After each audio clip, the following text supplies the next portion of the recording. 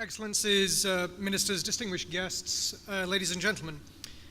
It's a great pleasure to be here today, and I'm extremely grateful for the invitation to speak at Singapore's International Cyber Week. It's a tremendous piece of leadership to hold this event, and it looks really exciting. It's an honor to be given the opportunity to speak, and I'm especially pleased to be delivering this address in my role as the UK's Cybersecurity Ambassador. A role which involves not only promoting UK cybersecurity expertise overseas, but also facilitating new relationships and strengthening existing ones with close friends and allies, such as Singapore and our allies in the wider ASEAN region. Just last year, the UK and Singapore signed a memorandum of understanding, signalling both countries' commitment to working together to ensure a secure cyberspace that supports innovation, as well as economic and social development for both countries. So taking part in International Cyber Week is an ideal opportunity for us to demonstrate our ongoing commitment and the ongoing commitment of both nations to work together on areas of national importance. And of course, as others have said, cybersecurity is right up there on the global agenda as an issue of critical significance for all of us. And I'll come back to that memorandum of understanding a little later on. But I also want to talk today about an exciting new phase in which the United Kingdom, which we're now entering, and to explain how the UK, with its ever-increasing digital agenda, is tackling the risks posed in cyberspace and seeking to build a secure and resilient digital future. None of us here are strangers to the opportunities an ever more connected world brings us, but also to the challenges the vulnerabilities in those connections bring. Cybersecurity incidents are reported daily across the world, the numbers have become numbing, and the impacts are escalating significantly. In the Asia-Pacific region alone, the Financial Times recently reported that 90% of Asia-Pacific companies have been hit by some form of cyber attack this year, up from 76% 12 months earlier. Over $80 billion in revenues have been lost to cyber attacks in the region in the 12 months to September 2015, out of a global total of $315 billion.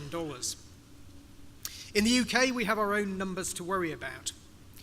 According to PwC's 2015 Information Security Breach Survey, 90% of large organisations and 74% of small businesses suffered a security breach in the UK last year. And 59% of respondents expected more security breaches to come.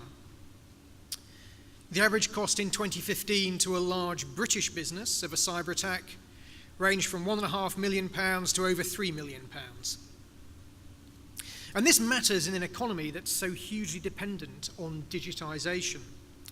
As my friend and colleague Kieran Martin, formerly Director General of Cybersecurity at GCHQ, recently stated in a speech in Washington, 1/8 of the UK's GDP comes from the digital economy, the highest currently in the G20.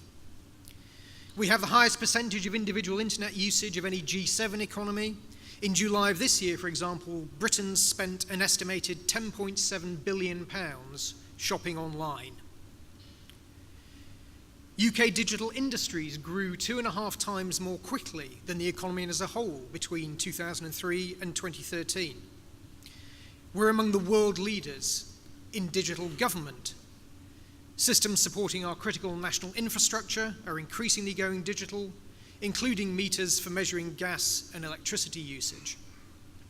Similarly, in the UK, we've moved all our social security payments onto a single system. When it's fully operational, 90% of our claims will be done online. All of this means that if we're going to retain confidence in our increasingly digitised economy, we have to make sure that all our citizens can operate and do business in a safe digital environment.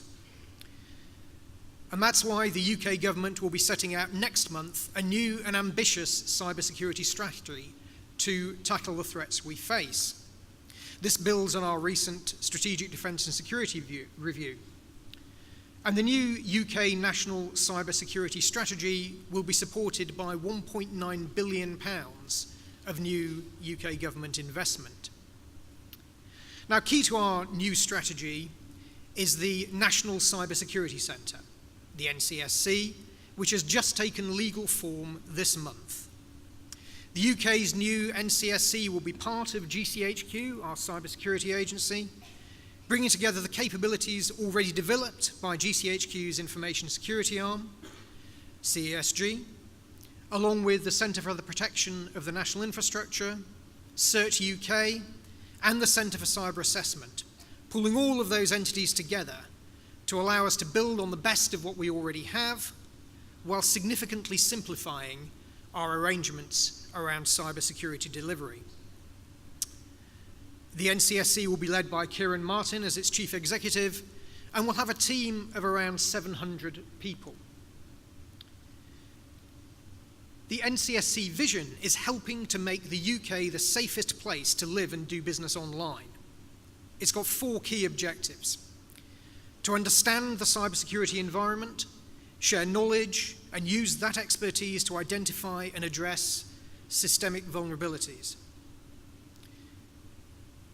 to reduce risks to the UK by working with public and private sector organisations to improve their cybersecurity; to respond to cybersecurity incidents to reduce the harm they cause to the UK; and to nurture and grow our national cybersecurity capability and provide leadership on critical national cybersecurity issues. Our new NCSC will manage national cyber incidents, provide an authoritative voice and centre of expertise on cybersecurity, and deliver tailored support and advice to government departments, regulators, and businesses, including in the critical national infrastructure. As part of this new strategy, we're also developing core national defensive cyber capabilities to tackle those who genuinely merit the description of advanced persistent threats. This includes the maintenance of the UK's status as a sovereign cryptographic nation, and the development of lawful and carefully governed offensive cyber capabilities to combat and deter the most aggressive threats. Thirdly, we're pursuing the principle of what we're calling active cyber defence, by which we mean the principle of implementing security measures to strengthen the security of a network or system to make it more robust against attacks. The UK government will work with industry, especially communications service providers, to make it significantly harder to attack UK internet services and users, and greatly reduce the prospects of attacks that do get through from having a sustained impact on the country. This will include activity to tackle phishing, block malicious domains and IP addresses, and other steps to disrupt malware attacks. It will also include measures further to secure the UK's telecommunications and internet routing infrastructure.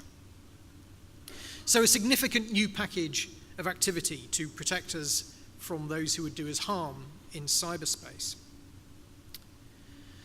A key additional element to our new strategy is to further support the growth of the UK cyber sector.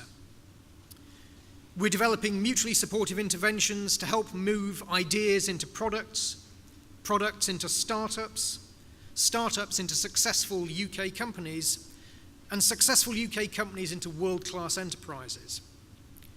I'm very pleased to say that around a dozen such UK cyber companies are with me this week and are visiting or exhibiting at GovWare. In the UK, we've got a very exciting cybersecurity industry ranging from innovative startups through to major primes, building on a great heritage around information technology in Britain. And I'm really proud that we're here today flying that flag.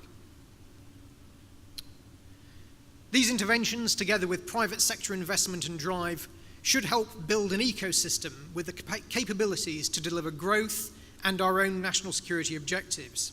And we have a range of plans around growth. These include developing 2 new innovation centres for cyber, one in Cheltenham and one in London, investing in the commercialisation of innovative ideas in academia to help turn them into products, and also a range of interventions to tackle the skills agenda. In the UK, as elsewhere, we have a a major shortage of cyber skills. And so in our new strategy, we're building on our existing work, particularly focused on universities. We have 13 academic centres of excellence in the UK for cyber education at the university level. But as well as building on that, we're also working with young people earlier in the education process, looking for 14 to 18-year-olds who have particular aptitude for cybersecurity and providing additional opportunities for them to learn, to experiment, to be mentored, and then help them through into an employment pipeline, whether that's through university or through apprenticeships. So a range of interventions there to help that all-important cyber growth agenda. So what does this mean for our international engagement? So the work of our new National Cybersecurity Centre will be international, as cybersecurity and threats, of course, cross national boundaries. The NCSC will work with a wide range of partners internationally, including in the ASEAN region, to help improve UK security and the security of our international partners.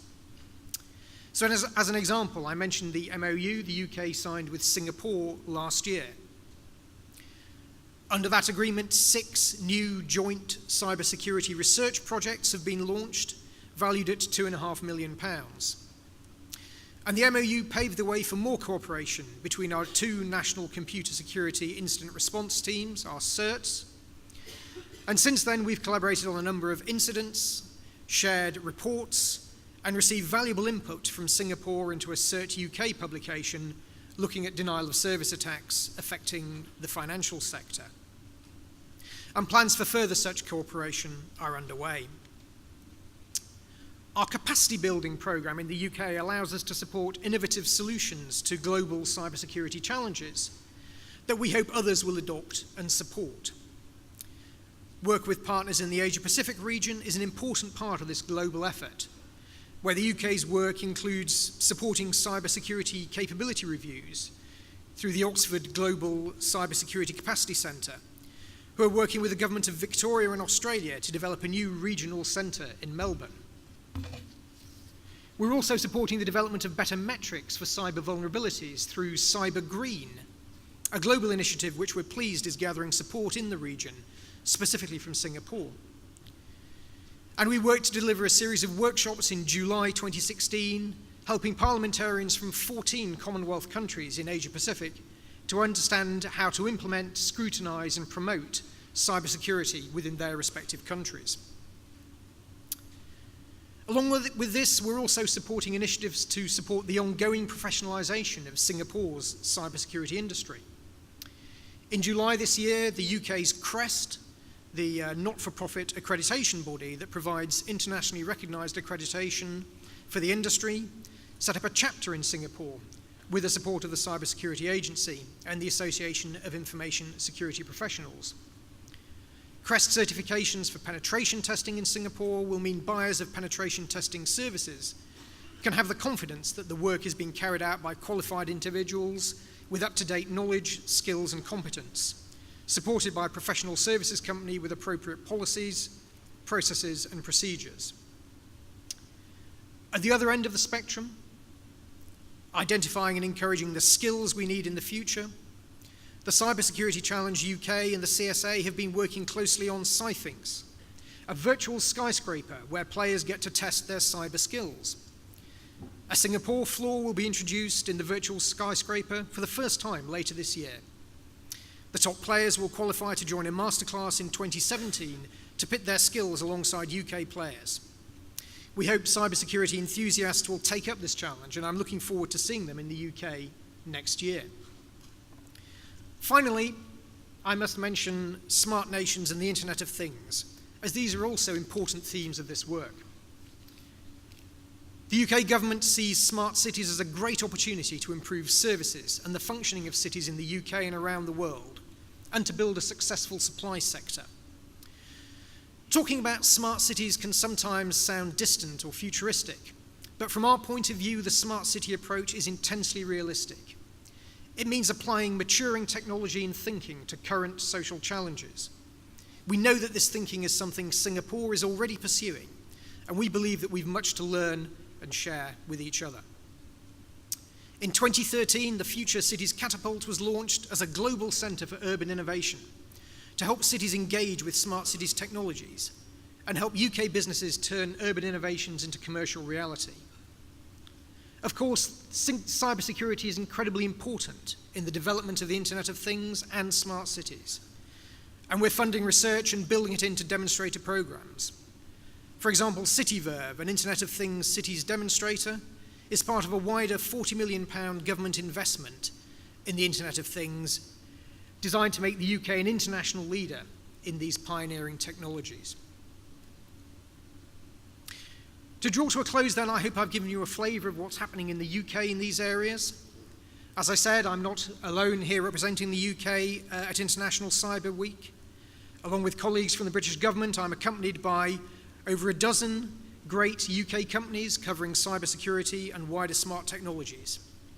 They're exhibiting at GovWare, and I, along with those companies, will be pleased to meet you and talk in more detail about what the UK is doing, what we have to offer, and exploring the really important partnerships with Singapore and the wider ASEAN region. Thank you very much.